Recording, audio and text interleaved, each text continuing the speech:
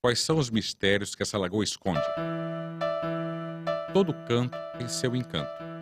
No Lago Ness, na Irlanda, um monstro mitológico esconde-se há séculos, desafiando toda a tentativa que se fez para documentá-lo. Existe tal monstro ou tal monstro é um delírio?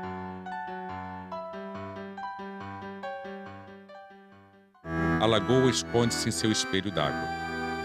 Quando olhamos a água, vemos a imagem do céu, o contorno das montanhas, as belas nuvens brancas. Mas não vemos seu interior. Não penetramos em suas águas e acabamos vendo o mundo externo na imagem virtual. Perdemos, assim, a possibilidade de descobrir um mistério que se esconde abaixo da superfície.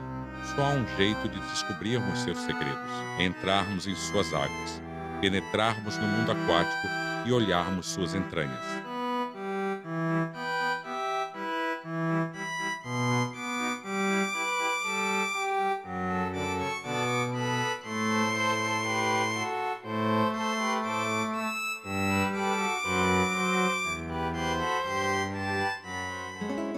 Vamos descobrir que existe vida, vida microscópica, além de camarões e peixes. Precisamos dos olhos de microscópio para vermos este mundo que cabe numa gota d'água. Seus habitantes são organismos que podem ser 1 milhão de vezes menores do que nós. Nesse mundo microscópico, nossos novos amigos têm nomes complicados. São rotíferos, amebas, paramécios e tantos outros, desfilando e trabalhando na árdua tarefa de encontrar alimentos, porque, como nós, eles também precisam comer. São habitantes do mundo microscópico que se escondem na água, mas falando em vida microscópica, ou não, vem logo uma série de perguntas sobre hábitos e necessidades. Veja, por exemplo, este rotífero. Parece mais um enorme monstro marinho, embora tenha menos de 1/10 de milímetro de comprimento. Ainda assim, tão pequeno, ele é capaz de grandes proezas. Muitos vivem juntos a algas e musgos e resistem a condições extremas. Às vezes, hibernam por até 4 anos. A luz do microscópio atravessa o seu corpo, permitindo ver o movimento contínuo do seu intestino e estômago. Seus dentes, chamados mastax, trituram os alimentos, a maioria protozoários e outros rotíferos. Este bichinho nervoso e agitado, que parece não ter medo de nada, tem um pomposo nome de copépode. Parece-se com um camarãozinho, e de fato é um parente dos camarões, lagostas, enfim, de todos os crustáceos. Copépode é meio brigão, eu diria, mas é também bastante simpático. Muito de perto, ele mais se parece com um extraterrestre, com suas várias antenas na cabeça e pernas ágeis, além de um par de olhinhos que muitas vezes se fundem num único olho no centro da cabeça. O que será que ele enxerga? Nós o encontramos por aí, em águas de lagoas ou do mar. Fazem parte do plâncton, que é a população de micro-organismos das águas. É um bom petisco para alguns peixes, e até a colossal baleia aprecia bastante comê-los. Por que organismos tão pequenos não podem se parecer conosco, mulheres e homens, que devem ter hábitos estranhos? Este é o nosso engano maior, pensarmos que somos tão diferentes. Não pense, entretanto, que a vida nessa escala diminuta é tranquila e calma. A luta pela sobrevivência é constante. Uma pequena vorticela, por exemplo, é constantemente ameaçada pelos seus companheiros. Este protozoário, que tem minúsculos cílios na parte anterior da célula, lembra uma bela flor flutuante na água. Sua tranquilidade é aparente. Quando algo a perturba, ela se encolhe rapidamente numa atitude de defesa. Esse movimento de defesa é comum a vários micro-organismos. Este organismo ciliado, por exemplo, está encolhido porque encontrou um meio tóxico, mas parece uma pequena bola. Nessa situação, ele consegue reduzir ao máximo sua área de contato com o meio e se proteger do veneno. Mas nenhum ser vivo pode ficar encolhido o tempo todo se protegendo. Ele precisa necessariamente interagir com o meio para obter nutrientes e abrir mão de tudo que não tem mais utilidade. Nosso ciliado acaba se rendendo e volta relutante à sua vagarosa caminhada em busca de alimentos. É curioso percebermos que, mesmo tão pequenos, os micro-organismos se orientam e procuram ficar nas regiões melhores para sua sobrevivência. Alguns possuem sensores na superfície da célula que identificam os nutrientes, fazendo com que eles nadem para as regiões de maior concentração de substâncias apetitosas. É uma espécie de olfato no nível microscópico que tem o nome de quimiotaxia. Outros simplesmente se deixam cair para o fundo, local onde há maior depósito de nutrientes. É chamada geotaxia. Alguns, se orientando pela luz vindo da superfície, procuram a região da água onde deve haver maior quantidade de alimento. São organismos fototáticos. Existem ainda os que se utilizam do campo magnético da Terra. Esses organismos funcionam como pequenas bússolas capazes de nadarem na água. Se orientam ao campo como a agulha de uma bússola e nadam. Eles nadam para o fundo, pois o campo terrestre é inclinado. Para que isso possa ocorrer, esses organismos possuem uma cadeia de cristais magnéticos microscópicos. Este mecanismo é conhecido como magnetotaxia. A ação desses micro-organismos sobre o meio é de fundamental importância para todas as formas de vida na Terra. Não devemos subestimá-los só porque os protagonistas são pequenos. É verdade que só os vemos com o auxílio do microscópio, mas vemos a ação e alterações que eles produzem porque existem em grandes quantidades. Eles se reproduzem facilmente, mas não imaginamos que esses seres tão pequenos possam apresentar diferenciação sexual.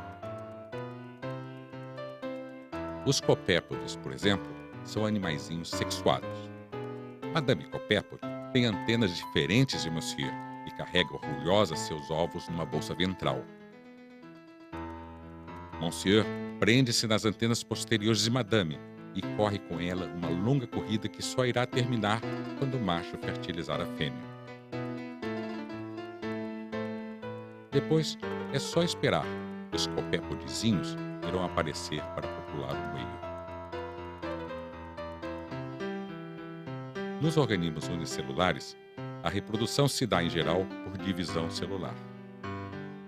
Uma célula se divide em duas, de forma que o organismo jamais conhece sua mãe.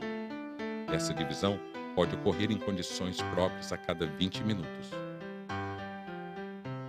Falando-se assim, não parece muito.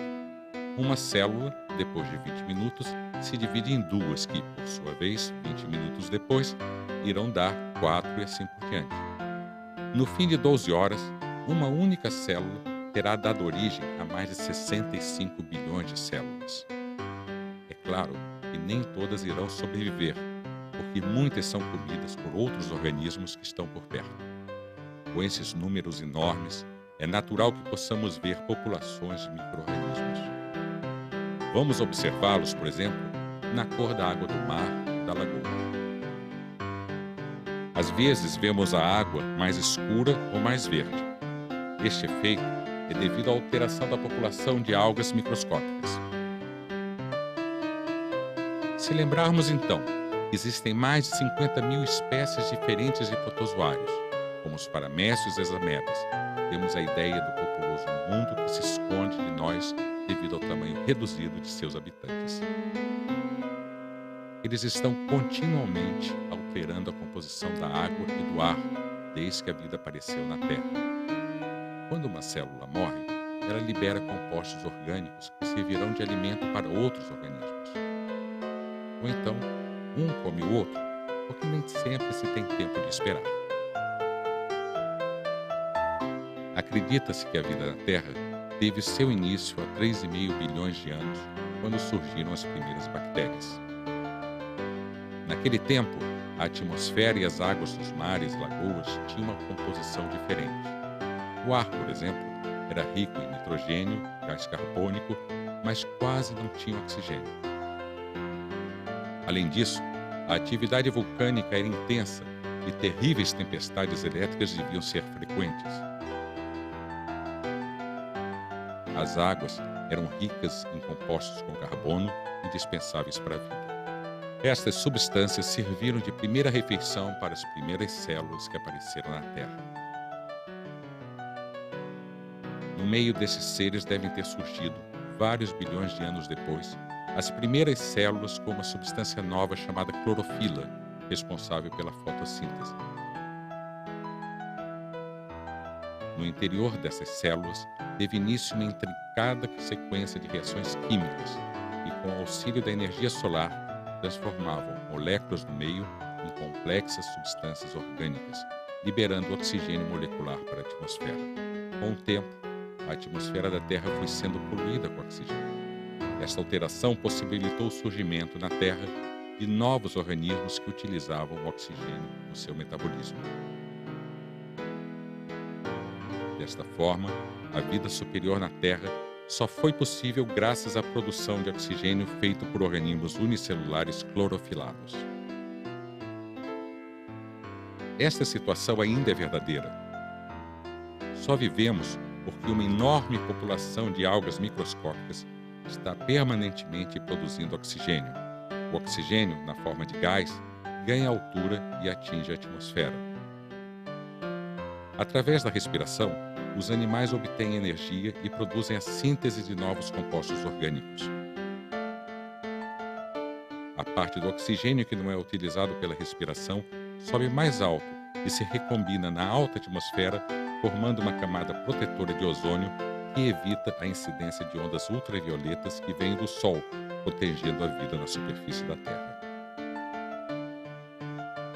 O organismo superior, por seu turno, libera água e gás carbônico que alimenta os micro-organismos. O ciclo está fechado. O grande agora alimenta o pequeno num tênue equilíbrio que se altera sutilmente há mais de 1 milhão de anos. Entendemos alguns aspectos desse mundo microscópico, mas ficamos impressionados com a diversidade do que observamos. Jamais iremos compreender, por exemplo, como esses micro-organismos não se chocam neste tráfego intenso. A ciência é capaz de explicar diversos fenômenos. Mas será capaz de desvendar todos os mistérios da vida?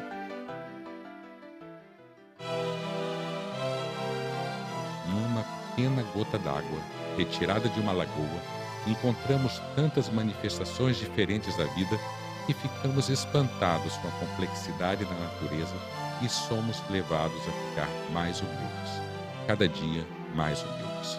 Enfim, somos tão pequenos